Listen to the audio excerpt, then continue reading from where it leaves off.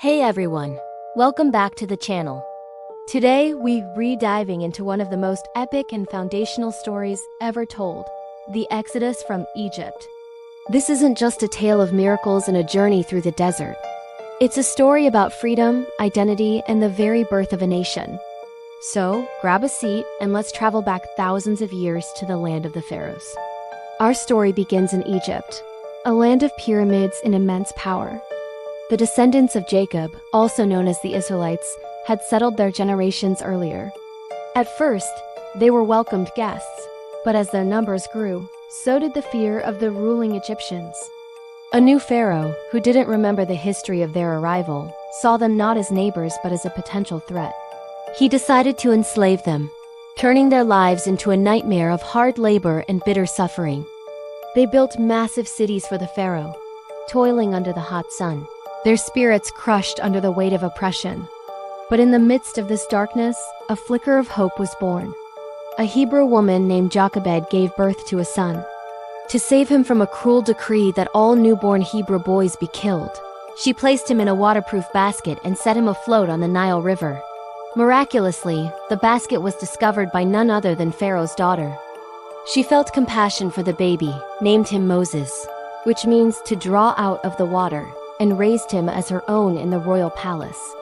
Moses grew up as an Egyptian prince, enjoying all the luxuries of the court. Yet he knew he was a Hebrew. One day, he saw an Egyptian taskmaster brutally beating one of his people. In a fit of rage, Moses intervened and killed the Egyptian. Fearing for his life, he fled Egypt and became a fugitive, escaping far into the desert of Midian. There he became a humble shepherd, married a woman named Zipporah, and started a new, quiet life. It seemed his past was behind him.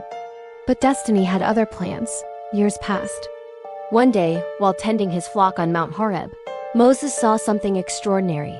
A bush that was engulfed in flames but was not burning up. As he approached this strange sight, a voice called out to him from the bush. It was the voice of God, who had seen the suffering of the Israelites in Egypt and remembered his promise to their ancestors. God commanded Moses to return to Egypt and lead his people to freedom. Moses was filled with doubt. He was a fugitive, a shepherd, and he had a speech impediment. Who would believe him? He made excuses, but God assured him, saying, "I will be with you." He also told Moses to bring his brother, Aaron, to be his spokesman. Armed with a shepherd's staff and a divine mission, Moses returned to the land that had once been his home and his prison.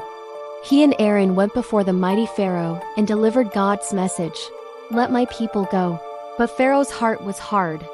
He scoffed at their request, and, to show his power, he increased the Israelites' workload, making their suffering even worse. The people cried out, their hope turning to despair. This set the stage for a monumental confrontation. A battle of wills not between two men, but between the most powerful ruler on earth and the God of the heavens. What followed was a series of 10 devastating plagues, each one a direct challenge to the gods of Egypt and a demonstration of divine power. The Nile River, the lifeblood of Egypt, turned to blood. Swarms of frogs, gnats, and flies infested the land. Livestock died from disease, and painful boils afflicted the people. A terrifying hailstorm of fire and ice rained down from the sky, followed by a swarm of locusts that devoured every green thing. A thick, suffocating darkness fell over Egypt for 3 days, a darkness so profound it could be felt. But through it all, Pharaoh refused to yield. His pride and stubbornness only grew. The 10th and final plague was the most tragic of all. God warned that the firstborn son in every Egyptian household would die. To be spared, the Israelites were given specific instructions. They were to slaughter a lamb and mark their doorposts with its blood. That night, they were to roast the lamb and eat it with unleavened bread and bitter herbs, dressed and ready to leave at a moment's notice.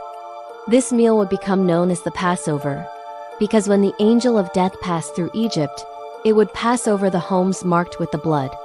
That night, a great cry went up throughout Egypt, for there was not a house where someone was not dead, from the palace of Pharaoh to the dungeon of the prisoner. Shattered by the loss of his own son, Pharaoh finally broke. He summoned Moses and Aaron in the middle of the night and begged them to take their people and leave Egypt immediately. The Exodus had begun. After 430 years of bondage, hundreds of thousands of Israelites, men, women, and children, gathered their belongings and began their journey into the wilderness. The Egyptians, now desperate to see them go, urged them on, even giving them silver and gold. But Pharaoh's change of heart was short-lived. Once the Israelites were gone, he regretted losing his massive labor force. He mustered his army, including his elite chariot corps, and pursued them. The Israelites, meanwhile, found themselves trapped. Before them lay the vast waters of the Red Sea, and behind them, the dust cloud of Pharaoh's approaching army. Panic set in. They cried out to Moses, "Was it because there were no graves in Egypt that you brought us to the desert to die?" Moses, holding firm in his faith, told the people, "Do not be afraid.